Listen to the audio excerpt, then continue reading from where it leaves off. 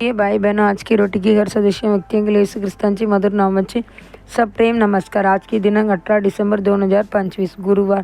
आत्मा आणि शरीर, परंतु जो नरकात आत्मा व शरीर दोन्ही नाश करू शकतो त्यांच्या भीतीत रागा। मॅथ्यू 10 अध्याय 28 वचन।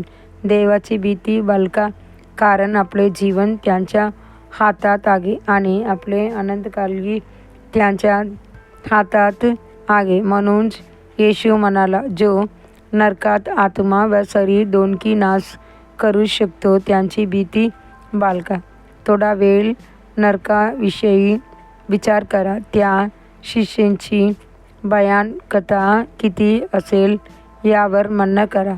एखादी व्यक्ती देवापासून दूर केली तर नरकातील अनंत शिक्षेची वेदना किती असाग असेल। जीवन आणि अनंतकाल यावर ज्यांची अधिकार आहे त्या देवाची भीती बाळगा। एखादा स्कॉटलंडमध्ये एक मोठा काचेचा कारखाना होता। एका स्वर्गदूताने तिथे काच विरघळवून भांडी तयार करण्याची प्रक्रिया पाहण्यासाठी भेट दिली।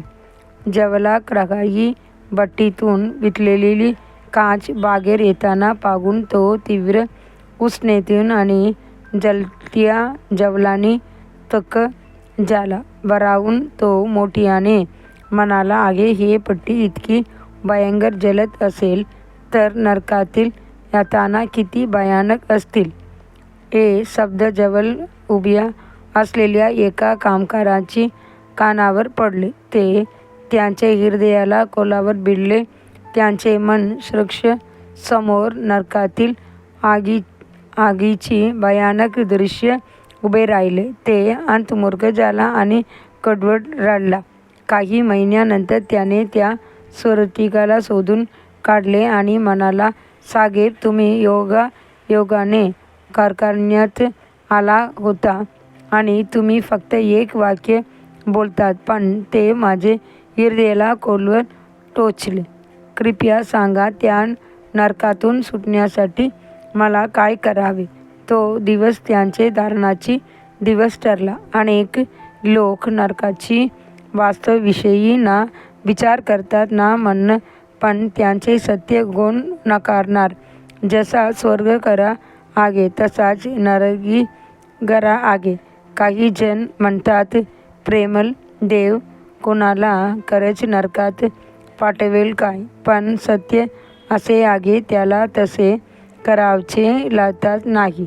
जेव्हा एखादी व्यक्ती पापात जगणे निवडते तेव्हा ती स्वतःच स्वर्गीय राज्यापासून दूर होते आणि आपल्या निवडीमुळे प्रेमळ देवापासून अनंत विभाजनात जाते।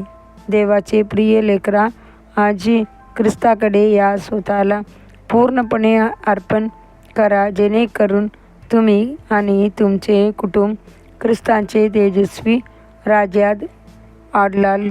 तुमच्या कुटुंबाच्या तारणासाठी हृदयात ओझे ठेवा। तुम्ही एकटेच आनंदाने स्वर्गात प्रवेश केला आणि तुमचे आत्ताना जन अनंत यातनात राहिले तर त्यात किती दुःख असेल यावर विचार करा। पुढील म्हणण्यासाठी वचन। प्रभू येशू ख्रिस्तावर विश्वास ठेव, म्हणजे तू आणि तुझे घराणे तारण पावेल। प्रसिद्धाची कृती 16 अध्याय 31 वचन। आजचे बायबल वाचन सकाळी हाबाकुक 1 अध्याय, संध्याकाळी प्रकटीकरण 9 अध्याय। धन्यवाद।